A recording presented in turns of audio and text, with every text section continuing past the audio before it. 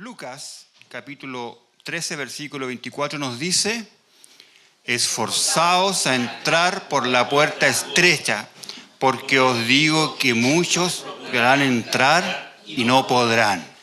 Y Filipenses nos dice: por tanto, amados míos, como siempre habéis obedecido, no como en mi presencia solamente, sino mucho más ahora en mi ausencia, ocupaos en vuestra salvación con temor y temblor, porque Dios es el que en vosotros produce así el querer como el hacer por su buena voluntad. Amén. Pueden tomar asiento, queridos hermanos.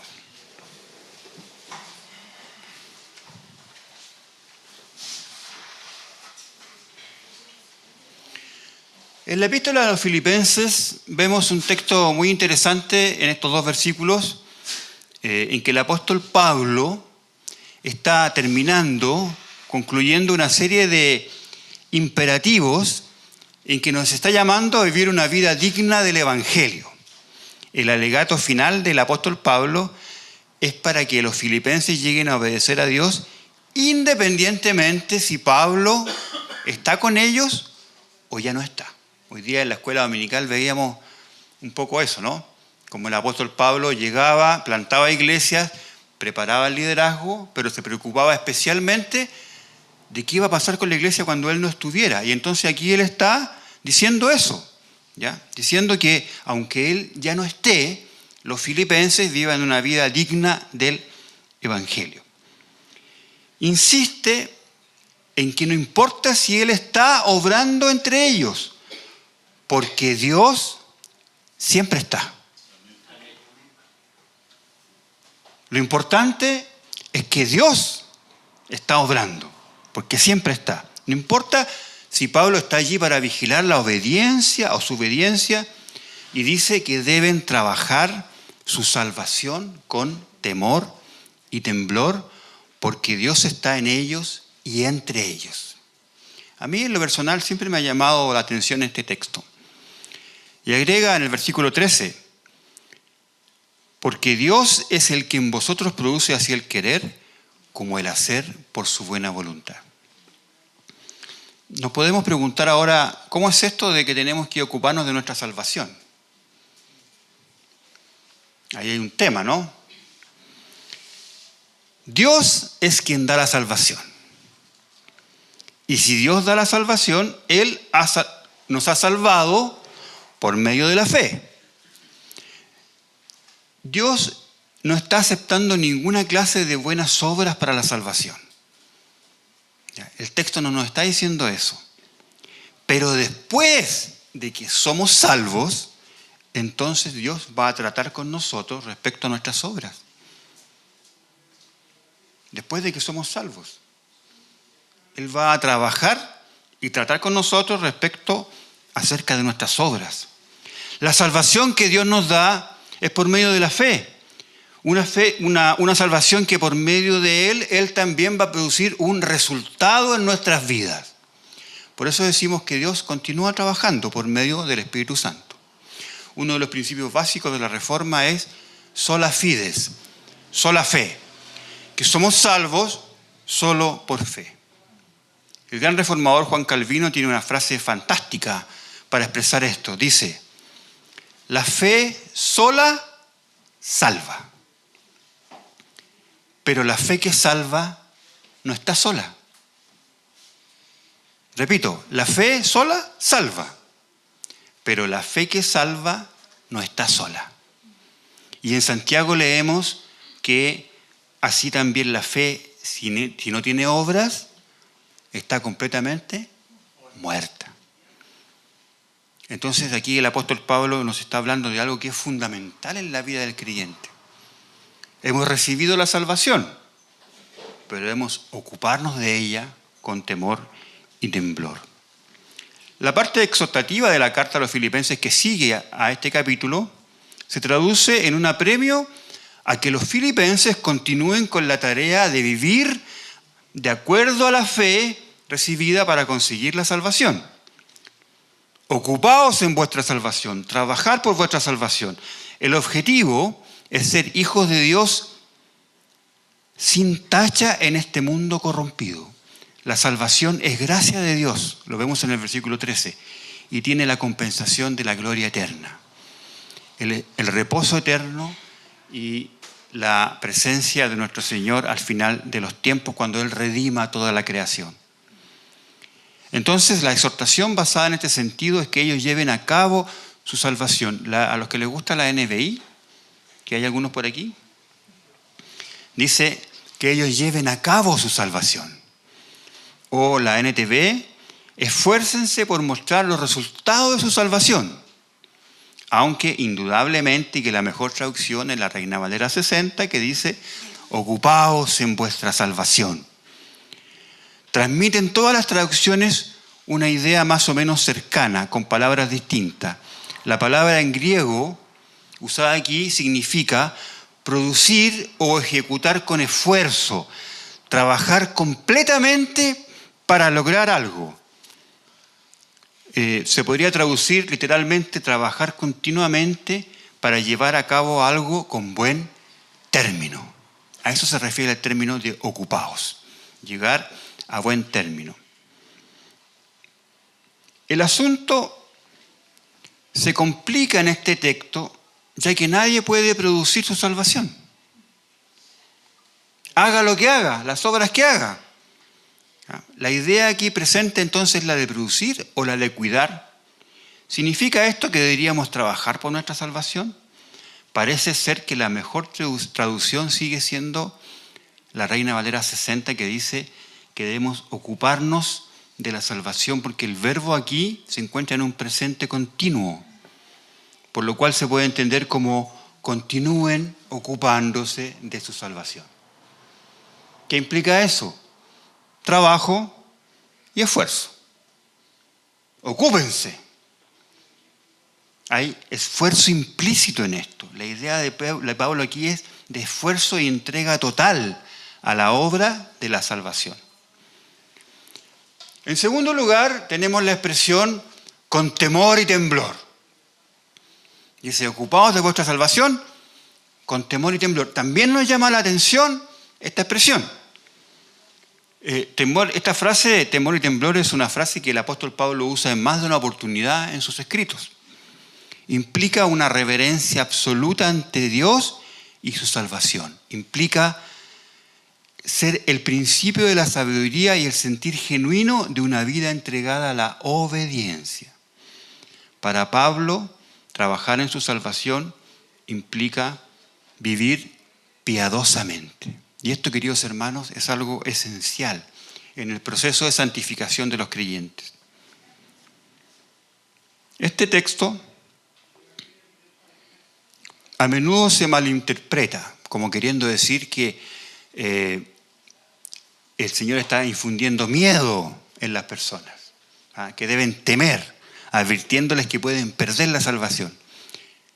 Y la verdad es que nada está más lejos de eso, porque difícilmente el apóstol Pablo puede estar alentando a los creyentes a vivir en un estado continuo de nerviosismo, de ansiedad, de angustia, preocupación, porque eso contradice muchas otras exhortaciones en que él llama a la paz mental, al coraje y la confianza en que Dios es el autor de nuestra salvación.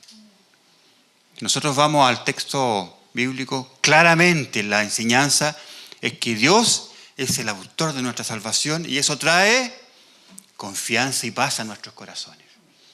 El ejemplo más gráfico es el de Martín Lutero, que sufría ese temor y esa angustia y esa ansiedad por no tener la seguridad. Solamente encontró la paz mental, emocional y espiritual cuando comprendió que solamente Dios es el autor de nuestra salvación y de su salvación. La palabra griega que se traduce aquí como temor puede en este contexto significar reverencia o respeto. El apóstol Pablo también la usa en Corintios cuando se refiere a Tito, al ser alentado por la recepción de los corintios con temor y temblor, es decir, con gran humildad y respeto por su posición como ministro del Evangelio de Jesucristo. Pablo mismo llegó a la iglesia en Corintios en debilidad, temor y mucho temblor, como lo vemos ahí en el capítulo 2. Consciente de la gran y asombrosa naturaleza del trabajo en que se estaba comprometiendo. Entonces, el sentido en el que debemos trabajar por nuestra salvación con temor y temblor es doble. Primero, el verbo griego, como decíamos, que traducimos como trabajar, significa trabajar continuamente para llevar algo a su buen término. Entonces, ¿a qué nos está exhortando el apóstol aquí? Es que llevemos nuestra salvación a buen término. Que la completemos por medio del trabajo que el Señor hace con su Santo Espíritu en nuestra vida. Y hacemos esto al buscar activamente la obediencia en el proceso de santificación, lo cual Pablo explica en los capítulos siguientes de Filipenses. Él mismo se describe a sí mismo como esforzándose y prosiguiendo la meta. Dice, no es que lo haya alcanzado ya, y no se refiere a la salvación, se refiere al premio que iba a recibir. Él sigue esforzándose, trabajando en este proceso de santificación que el Señor hace en su vida por medio de la presencia del Espíritu Santo. El temblor que experimenta es la actitud que los cristianos deben tener en perseguir este objetivo. Un sano temor a ofender a Dios a través de la desobediencia y un asombro y respeto por su majestuosidad y santidad. También temblor puede referirse a la debilidad, pero es una debilidad de propósito superior, una que nos lleva a un estado de absoluta dependencia de Dios. Entonces, cuando nos dice que tenemos que ocuparnos con temor y temblor, nos está hablando de esto, de reverencia a Dios ante su majestuosidad y una absoluta dependencia de Dios en nuestras vidas. La obediencia y la sumisión al Dios que reverenciamos y respetamos es nuestro culto racional, como nos dice ahí en Romanos. Trae alegría. El Salmo 2, en versículo 11, lo resume perfectamente. Dice, servid a Jehová con temor y alegraos con temblor. Son expresiones que solamente los que han sido hechos hijos de Dios podemos entender. Servid a Jehová con temor y alegraos con temblor. Trabajamos entonces nuestra salvación yendo a la misma fuente de nuestra salvación. La palabra de Dios, donde renovamos nuestros corazones y nuestras mentes, entrando en su presencia con un espíritu de reverencia y un espíritu de asombro. Ahora, queridos hermanos, veamos lo que nos dice Lucas. Lucas nos dice, capítulo 13:24, dice, esforzaos a entrar por la puerta estrecha, porque os digo que muchos procuran entrar y no podrán. Tenemos aquí esta analogía de la puerta estrecha, el camino estrecho y la puerta ancha. También refiriéndose a la salvación. La palabra que se usa aquí, que se traduce como esforzaos, en griego también significa luchar. Competir, por ejemplo, por un premio, o figuradamente competir contra alguien, contra un adversario, o esforzarse por lograr algo. Interesante que también esta palabra es la base del concepto de agonía, agonizomai, estar agonizando, luchando vigorosamente. Se refiere a algo que hacemos en forma permanente, en forma constante. Esforzaos. ¿Qué implica? Trabajo. ¿Qué implica? Trabajo.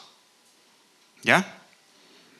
El gran teólogo R.C. Sproul, no sé si lo dije bien, hermano Diego, ¿está bien? Uno de mis autores favoritos, en su libro La Gran Doctrina de la Biblia, menciona 10 causas que nos desvían de nuestra meta hacia la madurez espiritual. Muy interesante. Y la número 9 es la pereza. causas que nos desvían de lograr nuestra madurez espiritual. Y una de ellas, dice, es la pereza. Y él refiere al teólogo Karl Barth, el gran teólogo suizo, que en cierta ocasión señaló que los 3 pecados primarios y más básicos de la humanidad caída son el orgullo, la deshonestidad y la pereza. El orgullo, desde el jardín del Edén, la deshonestidad con Dios, con nuestro prójimo, con nosotros mismos, y la pereza. A mí nunca se me habría ocurrido incluir este pecado entre los más primarios. ¿Ya? ¿Cuántos de los que están presentes se identifican con este pecado? Digan amén. ¿Qué significa esto? Dice Sproul que no está seguro si ese es el orden, digamos. A lo mejor él no está muy de acuerdo. Yo estoy muy de acuerdo con Barr en ese sentido. Pero dice que sobre eso la Biblia tiene mucho que decir. Si debido a nuestra naturaleza caída tenemos una inclinación pronunciada hacia la pereza, entonces hay que estar en guardia. ¿Para qué? Para evitarla. No es para nada seguro el presuponer que por el simple hecho del nuevo nacimiento, esto nos librará inmediata y automáticamente de ser perezosos. Así como no nos curamos instantáneamente de la indolencia, más que lo que nos curamos del orgullo o de la deshonestidad, el nuevo nacimiento.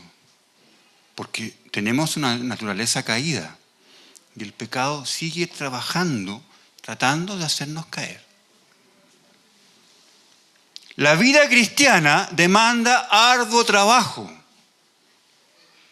No es que el Señor nos adopta y nos recibe como hijos, porque todo lo hace Él y nosotros no tengamos que hacer nada. Nuestra santificación es un proceso en el que somos colaboradores de Dios. Contamos con la promesa de la ayuda de Dios en nuestra labor, pero su ayuda divina no anula nuestra responsabilidad para asumir el trabajo. Tenemos una responsabilidad que es posterior a recibir nuestra salvación. Ocupaos, esforzaos. Esta ocupación o este esfuerzo no es algo que redunde en méritos o que nos gane nuestra justificación. Es la obra que sigue a la justificación, la consecuencia de la fe, el esfuerzo, el trabajo. Los cristianos perezosos permanecerán siempre inmaduros. ¿Por qué? Porque no se esfuerzan por trabajar en su salvación. Y esto a través de las buenas obras en su vida. ¿Por qué esto es importante, queridos hermanos? No nos olvidemos lo que nos dice Santiago. Muéstrame tu fe sin obras y yo te mostraré mi fe por mis obras. El Señor conoce nuestro corazón. Conoce la sinceridad de nuestra devoción a Él, de nuestra entrega. Él sabe, no hay secretos para Él. Sabe todo lo que nos pasa. Pero ¿y el prójimo? ¿Y el prójimo cómo va a conocer que soy salvo? ¿Qué evidencia tiene el prójimo que no ve mi corazón? El Señor sí. El Señor sabe que creo en el Señor Jesucristo, que es mi Señor y mi Salvador.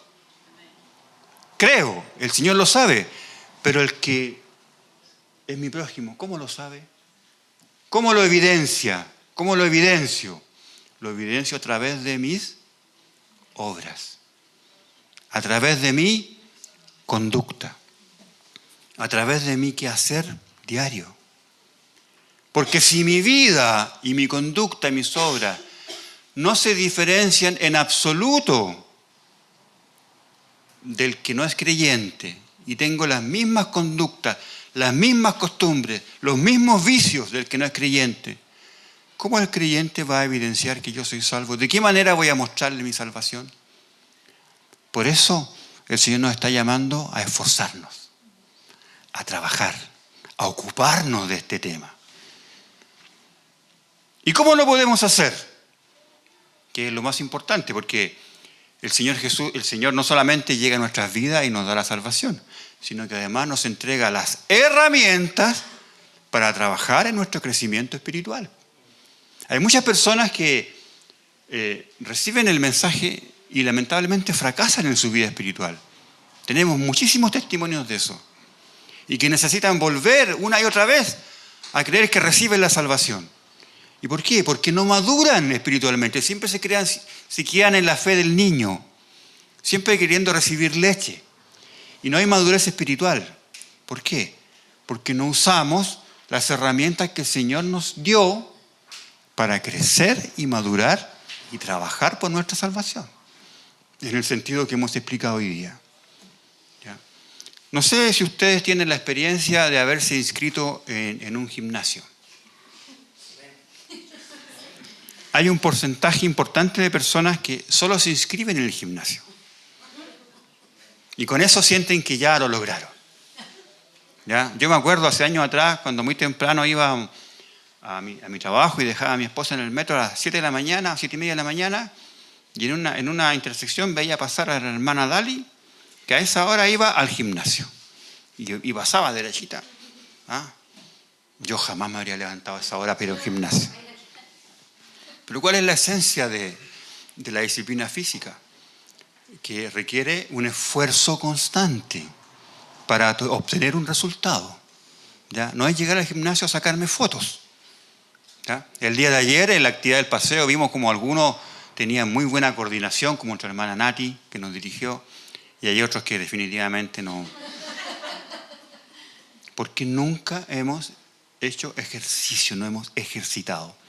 Y espiritualmente también, el Señor nos da las herramientas para ejercitarnos espiritualmente. Los medios de gracia. Por los medios de gracia estamos hablando de lo que el Señor nos dio para crecer espiritualmente, para disciplinarnos, para esforzarnos. Ryle dice la lectura de la Biblia, la oración, tanto privada como pública, los sacramentos, participación de los sacramentos en la cena del Señor, y agrega algo muy interesante que yo concuerdo plenamente con él, la santificación del día del Señor. ¿Ah? Que es cuando adoramos comunitariamente. Y ahí yo creo que también, en mi opinión muy personal, la comunidad también es un medio de gracia que nos ayuda a crecer espiritualmente. Los medios de gracia son los instrumentos ordenados por Dios que el Espíritu Santo usa a fin de capacitar a los creyentes para recibir a Cristo y los beneficios de la redención. El Señor pudo haber decidido revelar a Cristo de forma inmediata a su pueblo, pero Dios determinó hacerlo a través de ciertos medios, designó la palabra, los sacramentos, la oración como los medios principales que Él usa para comunicar a Cristo y todos sus beneficios a los creyentes. La pregunta 88 del Catecismo Menor de Westminster nos dice que los medios de gracia son los medios externos y ordinarios por los cuales Cristo nos comunica los beneficios de la redención. Son sus ordenanzas, especialmente la palabra, los sacramentos y la oración, todos los cuales son hechos eficaces para aquellos que han sido elegidos para salvación. La única manera en que estos medios de gracia sean eficaces es que nosotros acudamos a ellos y los usemos. Los teólogos de Westminster consideraban prioritariamente la palabra, porque podemos tener la palabra sin los sacramentos, pero no podemos tener los sacramentos sin la palabra. Entonces no se trata de conocer los medios de gracia. ¿Dónde está la clave? La clave está en cómo los usamos. ¿Lee usted su Biblia, tanto en forma devocional como en el estudio profundo? Es una pregunta esencial en nuestra vida cristiana. Muchas veces nos quejamos de que fracasamos espiritualmente o que nos sentimos lejos de Dios pero no estamos leyendo la Biblia y el Señor nos habla a través de su palabra. A veces nos quejamos que nos sentimos fríos espiritualmente y no estamos orando personal y comunitariamente. A veces nos sentimos apartados o solos y no estamos participando de la comunidad. ¿Qué duda cabe, queridos hermanos? Que cuando participamos de la comunidad de fe, el Señor se manifiesta en nuestras vidas de forma impresionante, a través de nuestros amados hermanos, de una forma o de otra. Y eso nos llena, nos impulsa a seguir esforzándonos y ocupándonos de nuestra salvación. Un antídoto contra la pereza es congregarnos. Un antídoto contra la pereza. ¿Por qué? La pereza está a la puerta de nuestras vidas. Los medios de gracia son ordenados por la gracia de Dios con el fin de traernos a la fe en Cristo y ayudarnos a crecer como creyentes. Entonces nuestra condición espiritual dependerá en gran medida de la manera, como decíamos, en que usemos estos medios. La manera en que los usamos. Porque no recibimos ningún beneficio automático solo por cumplirlo. No es algo automático. ¿Se deleita usted en la lectura de la palabra de Dios? ¿Derrama usted su corazón a Dios en la oración? ¿Se deleita en el día del Señor al dedicarlo a la adoración, a la oración y al compañerismo cristiano? Aún si los medios de gracia no tuvieran ningún otro propósito, nos servirían como indicadores de nuestra condición espiritual verdadera. Nos dice Ryle, dígame lo que hace un hombre respecto a estas cosas y les diré si está en el camino entre el cielo y el infierno. Esforzaos, la palabra esforzaos nos enseña que debemos usar con diligencia los medios dispuestos por Dios para que le busquemos. Eso es esforzarse, buscar a Dios. ¿Cómo? Por los medios que Él dispuso, para que le busquemos en nuestra vida. Debemos atender con diligencia la lectura y el estudio de la Biblia, la predicación del Evangelio, la oración, la participación en los sacramentos y la adoración colectiva. Esforzaos nos enseña que Dios tratará con nosotros como seres responsables. No debemos estar sentados sin hacer nada porque Cristo nos dice, venga, arrepiéntase, crea y labore, pida, actúe. Nuestra salvación es enteramente de Dios, pero si perecemos en nuestro pecado, nuestra ruina es responsabilidad nuestra. Esforzado nos enseña que debemos esperar mucha oposición y una batalla difícil. Si nuestras almas han de ser salvas. Una de las cosas que decía Sproul también es que una vida cristiana va a estar llena de controversias. A veces queremos evitar las controversias, ser personas de paz. Pero ser cristiano, desde el momento en que nos convertimos, es una vida que está llena de controversias. ¿Por qué? Porque estamos en un mundo caído. ¿Ya? El enemigo no nos dejará en paz.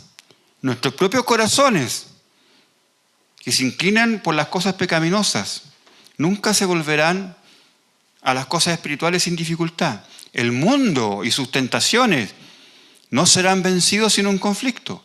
Nada de eso debería sorprendernos, porque no se realiza ningún bien real ni en la esfera de lo natural ni en la esfera de lo espiritual sin esfuerzo. Todo lo que logramos en la vida lo logramos con esfuerzo. Y espiritualmente también debemos, para crecer espiritualmente, esforzarnos. Esforzado nos enseña que vale la pena esforzarse para ser salvo. La gente se esfuerza para todo tipo de cosas, menos importantes que la salvación de su alma. Riquezas, grandeza, educación, promoción, todas cosas que a la larga son corruptibles, ¿no? Las cosas incorruptibles están en la puerta estrecha.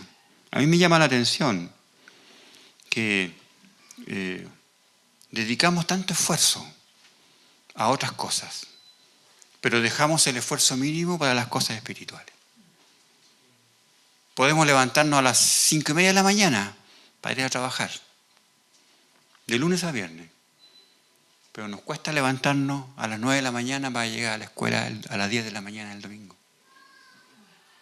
Hace tiempo atrás, en estas discusiones espurias de internet, a los que les gusta eso, había una persona que preguntaba, ¿estás dispuesto a morir por Cristo? Una pregunta fuerte. Y hubo un montón de respuestas de compromiso que sí estaban dispuestos a morir por Cristo. Y después agregó, no están dispuestos ni siquiera a ir el domingo a la iglesia y van a morir por Cristo. Y varias personas dijeron, o hidalgamente reconocieron, me mataste, porque esa es mi realidad. Estoy dispuesto a morir por Cristo, pero no estoy dispuesto ni siquiera a ir a adorarle colectivamente el domingo. Hace años atrás, trabajando con adolescentes, con mi esposa trabajamos con adolescentes y en todas las actividades,